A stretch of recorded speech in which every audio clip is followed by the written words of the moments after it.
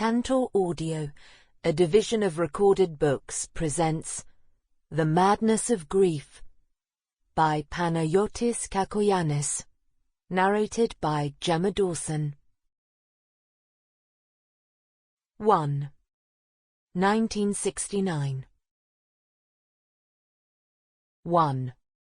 Karl. "I hate him," I said. "No, you don't," said Karl. "Yes, I do." "Jane, he's your father." "So? You're not allowed to hate him." "Says who?" "Says the Bible." "I don't believe in the Bible," I said matter-of-factly. "You'll go to hell if you're not careful." Karl was sweet. He was always looking out for me. I was glad we were friends. "Nonsense," I said. "Shh! God can hear you." He ran his fingers dexterously over the keyboard as if to smother my profanity with something irrefutably divine, the heart-stopping opening of Beethoven's Fifth. That was something else I liked about him. No one ever knew if Karl was being ironic. Even when I tickled him to try and make him laugh, Karl wore his straight face like an iron-faced mask. But when he played the piano for me seriously, then he wouldn't so much lose as surrender control, giving himself over to the music completely. Or perhaps it was the other way around. In fact, it was both.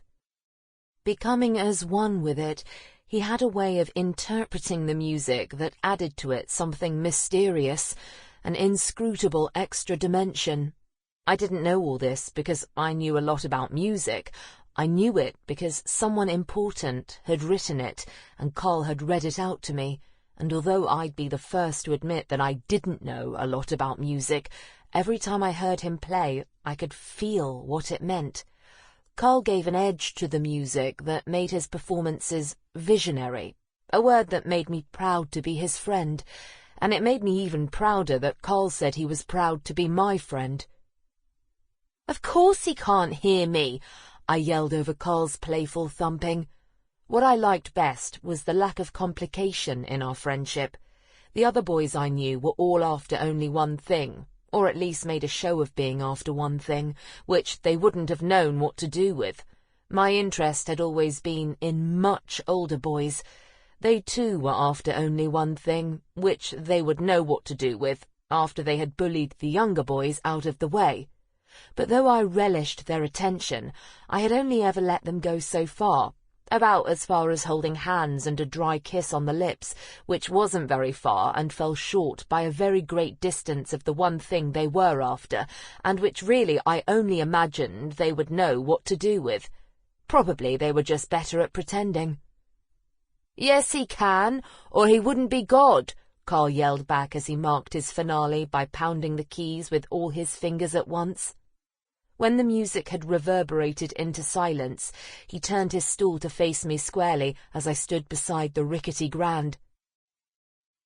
"You filled your head with too many books. Have you been reading Nietzsche again? You do know he went mad in the end." I never lost my patience with Karl. I was fond of his confident manner, even though I never knew precisely what he was being confident about. Swooping down on his gaze, I held on to it fixedly. I wondered why I wasn't attracted to him physically. It wasn't because he was young. He was 17, 1 year older than me, but looked almost 20, or because he wasn't good-looking. He was very good-looking. Perhaps it was because he was so dauntingly unique, a virtuoso pianist destined for greatness. I was clever. I didn't just parrot what I read. I was able to digest it and form my own opinion, but my cleverness was purely analytical. I was still too excited by learning to have found my own voice. Karl's opinions of the world was so uniquely expressed in his music that it was as if its mysteries were visible only to him. "We all go mad in the end," I said, my eyes aflutter as they let go of Karl's to look him up and down in his entirety. It was a hot July evening, hotter and muggier than I had expected when choosing what to wear for my friend and the men on the moon. A nice, short skirt would have been so much cooler than jeans, and my tucked-in linen blouse was another mistake. It was clinging to my body like paint that wouldn't dry, its long sleeves far too tight to roll up. I had covered up too much of myself and felt stupidly overdressed. Karl was very noticeably underdressed, and looking at him made me feel even hotter. He was wearing shorts, an unbuttoned denim shirt whose sleeves had been cut off, and a pair of flimsy flip-flops. Really, he was quite a dish. What I could see of his body was sheer definition, a picture of athleticism altogether disproportionate to effort. Being a prodigy, Karl never did sports. I had never seen so much of him before, and now I could see even more. After wriggling his fingers, Karl had brought his hands together at the back of his head and stretched his torso backwards as he yawned, exposing the hardness of his abdomen and both sides of his muscular chest. "My God, you have such enormous nipples!" The words had spilled out of my mouth sooner than I had been able to think them, let alone hold them back. I could feel the rush of blood that would turn my ears crimson, and was grateful that I wore my hair long. Karl seemed hardly fazed. Without moving his arms, my poker-faced friend looked down at his chest, first to the right and then to the left. "I suppose I have," he said. I burst into a fit of nervous laughter, and when he still remained impassive, "You mean you hadn't noticed?" "Honestly?" Karl knitted his brows, repositioning himself on his stool as he landed an extended finger on each of his nipples. "Is it important? Should I see a doctor, you think?" His hair, the darkest shade of brown before black, already too long before the school year had ended, was by now a disorderly mop, and clumps of it had fallen forward when he lowered his head to examine himself. There was something of the foreign aristocracy about him, I thought, but French rather than German, which I knew was absurd. "They don't feel abnormal," he said. "If you don't stop rubbing them, they'll grow even more." "Ha!" said Karl without stopping. And suddenly I was feeling territorial. "Has someone else been playing with them?" I asked in a manner that implied it was my business. Well, he and I were friends. We could ask each other anything. Karl looked at me as if he hadn't understood what I meant. "Playing with them?" "Like you're doing now, only harder, much harder. Maybe even biting them." "Biting them?" I had to roll my eyes. "It's called foreplay," I said. "Ah, you mean sex?" And letting go of his nipples, he cracked his fingers twice before swiveling back into place, and after staring intensely at the keys for a couple of minutes, he spread out his fingers and held his hands up in the air. "Not Für Elisa again, please." Even before I had finished, Karl had gathered his hands in his lap and was staring at the ceiling. "You can if you want to," I said. I wonder if anyone has bitten your nipples? About what you said, that we all go mad in the end." "We do," I said, laying my covered forearms flatly on the piano. "All of us." He seemed unruffled, even by the prospect of madness. If his eyes betrayed any emotion, it was only curiosity and wonder, perhaps mingled with a measure of pleasure, the pleasure of mocking me, probably. "Don't," I began. "We mustn't tell Mummy," Karl interrupted me, holding on to my eyes as though urgently pleading with me. His elbow on his leg and his face in his hand, he had carved himself into Rodin's The Thinker. His features were proportionate without being commonplace. The thickness of his eyebrows gave the sockets of his eyes extra depth, and he seemed to have been sculpted in a luminous opaqueness superior to marble. His beauty was striking, monumental. "What are you thinking?" I remembered to ask, even mimicking his air of indifference while discarding the erotica of pseudo-art historical allusions. "We mustn't tell Mummy," Karl said again. "Your mother's a therapist. She makes a living out of madness." "She wouldn't call it madness." "Anyway, it isn't really true." I gave him a comforting smile. We don't all go mad in the end? Of course we don't. Are you sure? Yes, Karl, I'm sure. Phew, that's a relief. He dragged his hand across his forehead while he whistled out a sigh. You think you're so clever, I said, whistling out a different kind of sigh of my own. Honestly, you're such an actor.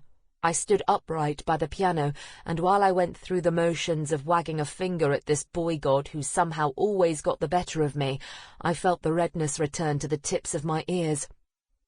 What I was experiencing, quite without warning, wasn't altogether unpleasant. My mild embarrassment at being so gullible was more than made up for by the first-time excitement of my sensual admiration for Karl.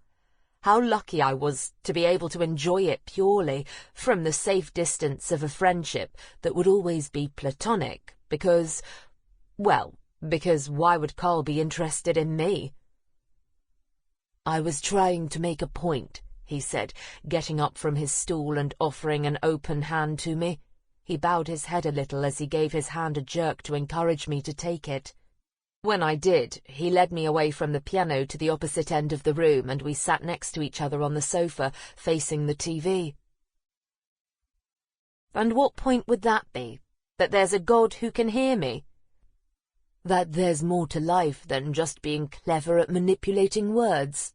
While he spoke almost mechanically, Karl was looking at me oddly, not talking down to me exactly, but as though he felt sorry for me.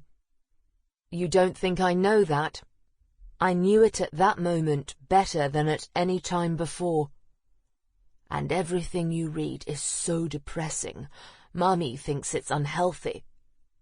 After a spell of reading mostly Kafka and Dostoevsky, I had made the leap from fiction to the quicksand of pure philosophical thought. Plato, Schopenhauer, Nietzsche, but Karl was being unfair. I had not been seduced and remained a steadfast skeptic. In the soup of postulated knowledge, my young inquiring mind had always sought the fly of the flaw. There was no incontrovertible truth.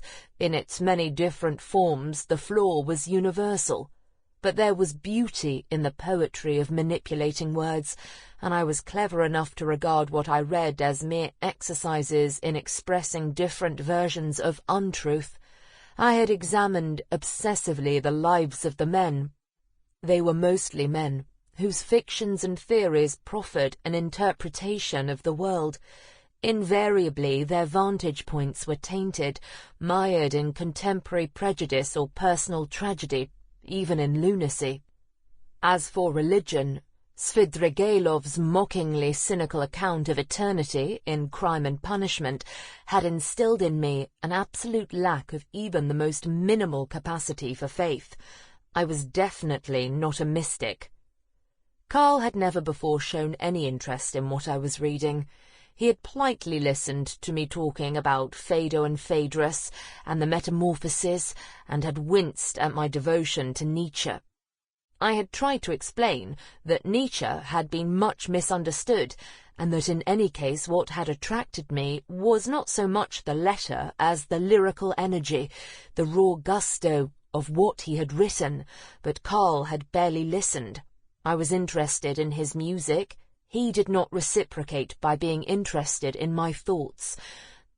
The few comments he had made had been flippant, but apparently he did have an opinion after all. His mother's.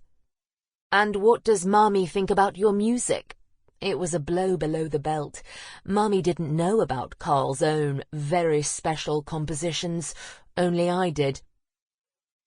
"Tell me what you think of this," he had said to me one afternoon, and after picking out a sheet from the stack he had just carried from his room, he had delved into the piano with a tenderness that bordered on reluctance, as though luring to the surface the emotion he had wanted to convey by performing affectionate surgery. I had sat there dumbfounded, enraptured by the music and my friend. "Oh my God, Karl, you wrote that?" I had asked in complete disbelief as the final few notes drifted off. Karl, still suspended in a bow over his instrument, had turned his head slowly to look at me, and that was one of the very few times I remembered him smiling so broadly. I knew, and Karl knew that I knew, that I didn't have to know a lot about music to appreciate that what I had just heard was sublime. And now, to score a silly point, I had thrown his confidence back in his face. "You think my music's depressing?" What does it even mean, depressing? Puffing out a cushion and pulling a face, I tried to make light of my outburst. Karl shrugged his shoulders. "Dunno," he said. "Sad?" "Plato isn't sad, and nor is Dostoevsky. Kafka's life was depressing, but I don't think his books are. They're a bit claustrophobic, but parts of them are also very funny. And Nietzsche was as much of a poet as Plato." "That leaves Schopenhauer and my music." "That just leaves Schopenhauer. Your music may be sad, but it's also uplifting. It fills you inside with—" I held the cushion over my chest, and I almost said feathers, but that wasn't the word I was looking for. I'm not really sure with what, but whatever it is, it's amazing, and it definitely isn't depressing. "Uplifting," Karl repeated uncertainly. "I don't feel it." "You don't? You look like you do, when you're playing." "Huh. Then I suppose I must do." And then, unexpectedly, "Let's go upstairs to my room." 2. 10 years. Attached by a common wall to my father's shop, our small semi-detached house stood at the far end of a winding dead-end street south of Camden Passage, a flea market near Angel Underground Station. It had taken me 12 minutes to walk home, idle time in which my mind had gone blank, marking my short journey not by thinking about Karl, but by failing to imagine a single tomorrow. I must have looked at my watch 100 times, as though I were a grown-up hurrying blindly to some urgent but unspecified appointment. The night of the city had completely passed me by. Having cut my way through it, I had no recollection of breathing in its air or of taking in its threat. I had experienced it only as a succession of fuzzy shafts of light, or the street lamps where, without knowing why, I had stopped time after time to read my watch. "So, did you get into your boyfriend's pants?" My father, George Hareman, the illusionist, contortionist, magician, known as Mr. Magicoo, made a habit of guffawing at his crudeness like an imbecile, and tonight was no exception. It was almost 11, and I had hoped that by now he would be in bed.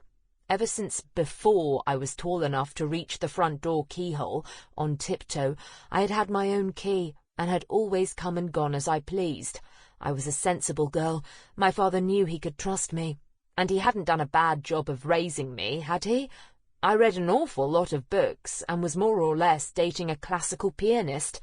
What better proof that rules and regulations were counterproductive, stunting children's creativity and growth? I found his camouflaged indifference almost funny. But unfortunately, he was not in bed. He was, as was so often the case whenever Mia was visiting her brother's bed and breakfast in Torquay, sprawled in his dilapidated chair, peering at me over the Weekly Magic News. "No, I did not," I snarled at his ridiculous toupee. "And he's not my boyfriend." "Oh, then I suppose that lovely shade of beetroot is your normal colour, is it?" And roaring as he turned the page of the Weekly Magic News, still peering at me over it, "No, I personally reckon it can only mean one thing. Someone's had his cherry popped tonight, and I'll wager he's a kraut. Now, tell your dad the truth. Am I right or am I wrong?" "You're wrong, and you're disgusting." Burning with rage and immobilized by shock, I was pressing with both hands against the knot that had formed in my stomach. "Well, pardon me for giving a damn." "Don't take any notice of him, love. He's always had a filthy mouth. Shut it now, George, or so help me." I felt the familiar wetness collide with me sideways even before I had time to turn round. "Auntie Ada, Having made me wet with her watery sweat, Auntie Ada had my face in a vice, squeezing it hard with both hands and wetting it this time with kisses. "Mia is away," I was able to whisper. "I know," Auntie Ada whispered back. Even her breath was full of moisture. Every so often, Auntie Ada turned up unannounced with an overnight bag. If Mia happened to be visiting her brother's bed and breakfast in Torquay, she would stay. I loved her dearly, even more as she grew older. I had gradually become aware that her visit's primary purpose was to check on my emotional and physical well-being. Mr. Magicoo's magic shop had chaotically spilled over its old stock into every nook and cranny of the house, which made giving it a good and thorough clean an almost impossible task, to which for years Auntie Ada was proud to have proved more than equal. But then came Mia, whose touch with housework was as magic as the best of the magic in Mr. Magicoo's magic shop, and even more magic than Auntie Ada's. Not by working around it, but instead by organising its untidiness, she kept the house as spotlessly clean as Mr. Magicoo's magic shop, for which feat she had got up Auntie Ada's nose and very little gratitude from Mr. Magicoo. Although meticulous in matters of personal hygiene, my father had otherwise always been oblivious to dirt and would have hardly been able to notice the difference. And it was no good Auntie Ada going about the house with her finger, looking in corners for dust or behind things for pockets of grime. There were none to be found. There was no getting around it. Mia was a domestic goddess. By also making all the necessary arrangements for repairs, browbeating handymen until they were practically working for free. Money was tight, and she wasn't one for throwing it around. I was certain she had rescued house and shop from complete dereliction and possibly total collapse. And she was an excellent cook, which, in the circumstances, I had thought it wiser not to mention to Auntie Ada. "Beautiful. Every time I see you, you look even more like an angel." "Ha! Like a really chubby cherub, you mean?" Auntie Ada vigorously shook her hands in my father's direction, as if to erase his sniggering stupidity. She and Mia were the only two people in the world I could think of who ever had said nice things about how I looked, things that I myself had never noticed. Even tonight, when Karl had appeared to harbour amorous intentions, he hadn't made the slightest attempt to seduce me with words, as if I ought to have known to make do with his bare proposition. Although, consciously at least, I had never before thought about my friend in that way. I could have given a detailed physical description of him with my eyes closed. If anyone had asked him, would he have been able to say what shade of brown my hair was, or what length, or how strikingly pale my purple lips came to life when I smiled, or how delicately curved were my lashes and what colour were my eyes? His were an extraordinary blue that gleamed with iridescence. "Don't you pay any attention to his nonsense. You're a healthy young girl, as pretty as the prettiest English rose. And you have your mother's magnificent eyes. May God rest her beautiful soul." Auntie Ada never missed an opportunity of pinpointing anything in which I differed favourably from my father. After clamping my chin between fingers, made crooked prematurely by arthritis, and tearful with a joining together of sadness and joy, she stared into my eyes open-mouthed, as though filling her lungs with a gust of reinvigorating mountain air. "Georges are like painted jellied eels," she snorted, bringing herself back to the world with a roaring guffaw not unlike that of her brothers, and with her mouth still twisting mischievously.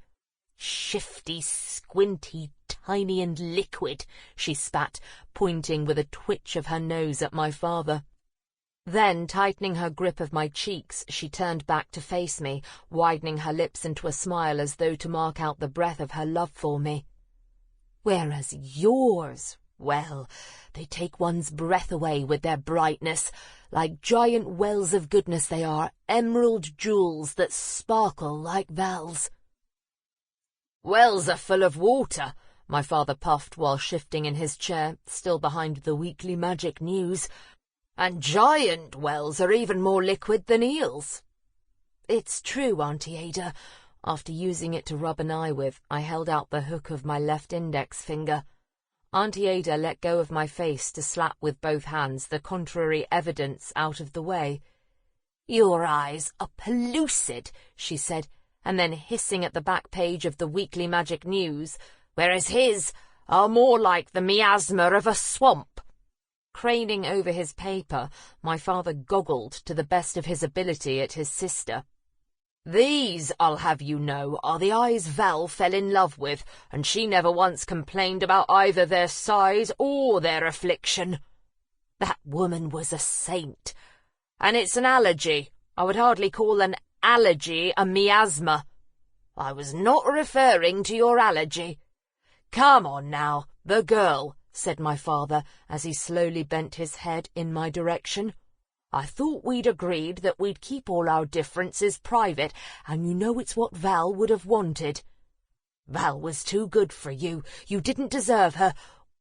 What she saw in you, I'll never understand. I mean, look at you, George. You're fat, you're short, you've got hardly any eyes and a face that's full of ears, nose and mouth, and, as if it isn't bad enough that you're as bald as a coot, you will insist on wearing that ridiculous toupee. I'm muscular, not fat, as I'm sure my Mia would be happy to confirm, and I could easily be tempted to remind you, Ada, my love, that all my friends at school, without exception, thought that you were actually— But no, I've no wish to be mean. Thought that I was what? Beaten up by hardship and looking twice my age? Well, they wouldn't have been wrong. We've been as short and as fat and as ugly as each other ever since we were kids. We've neither of us been blessed in the way God decided to put us together, but you've been blessed in a way that I haven't, and you certainly didn't deserve. First with Val, and now with your daughter. 45, and on a good day I might look like I'm 60. What gift have I had to keep me looking young? I should be glad of my arthritis, I suppose. God forbid I should be accused of being ungrateful. Look, Ada, let's not be raking up the past and blaming God for what not. You're my sister, and I love you, and as I've tried to tell you already, I've no wish to be mean, because I know that you're just angry that we've lost her."